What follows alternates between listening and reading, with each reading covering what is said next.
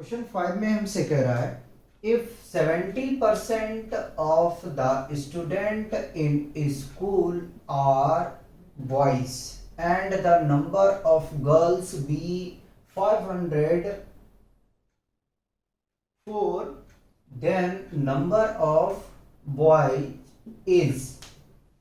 कह रहा कि एक स्कूल में 70% बॉयज हैं और जो लड़कियों की संख्या है वो 504 है। तो बताइए कि उस स्कूल में कितने लड़के हैं।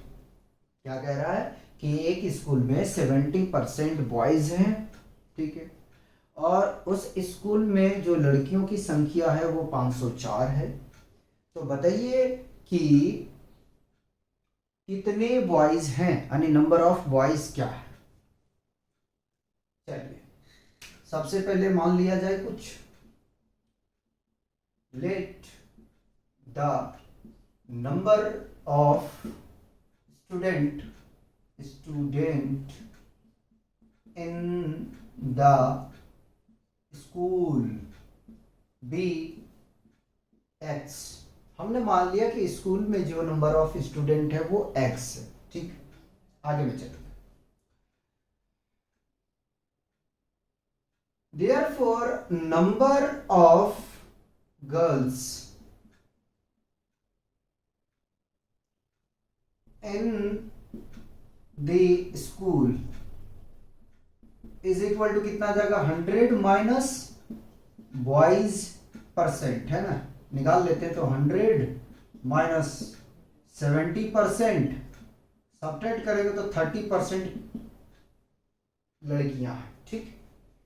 30% में हम निकाल लेते हैं लड़कियों कितना है, ठीक है। सॉरी 30% पे पहले लड़कियों कैलकुलेट कर लेते हैं, फिर हम लड़कों को कैलकुलेट कर लेंगे, ठीक है।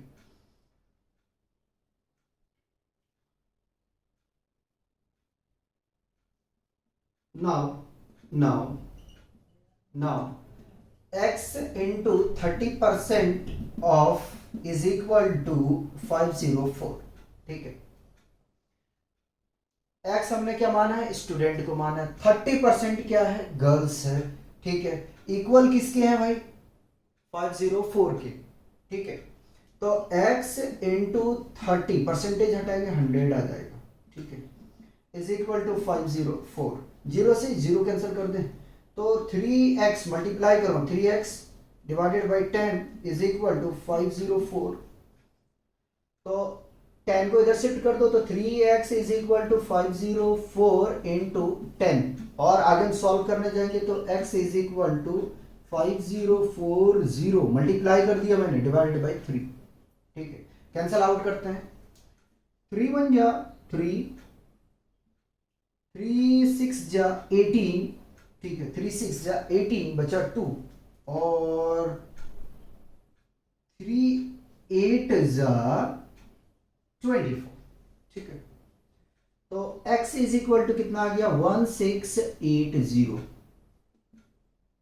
ये x हमने क्या माना है जरा सा देखो, नंबर ऑफ स्टूडेंट पता चल गया स्कूल में कितना है 1680, ठीक है 1680। अगर आप इसको घटा भी दोगे ना लड़कियों को तो लड़का पता चल जाएगा। क्या हमने कहा, अगर लड़की को घटा भी दिया जाए तो लड़का पता चल जाएगा कितना है। अगर नहीं घटाना चाहते कोई बात नहीं, ठीक है। आगे में सॉल्व करते हैं, ये एरिया कवर करते हैं, यहां से इसका सॉल्यूशन इधर से करेंगे। आइए अब बॉयज पता करते हैं, ठीक है। Number of boys is equal to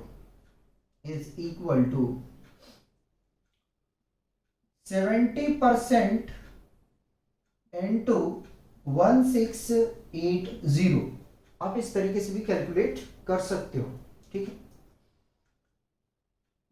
70% को हटाएंगे तो 100 आ जाएगा इंटू 1680। देखो एक जीरो से एक जीरो कैंसिल, एक जीरो से एक जीरो कैंसिल, तो कितना आया 168 मल्टीप्लाइड बाई 7, ठीक है। मल्टीप्लाई करते हैं 8 7 56 का 6 बचा 5, ठीक है। 7 6 42 42 और 5 47 बचा 4, ठीक है। 7 और 4 1176 लड़के हैं। कितना है? 1176। कोई आंसर है? ये। अब आगे में चलते हैं और लास्ट क्वेश्चन देखते हैं।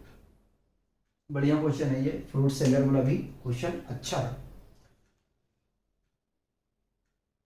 कह रहा a fruit seller had some apple. एक फल विक्रेता के पास में कुछ एप्पल है।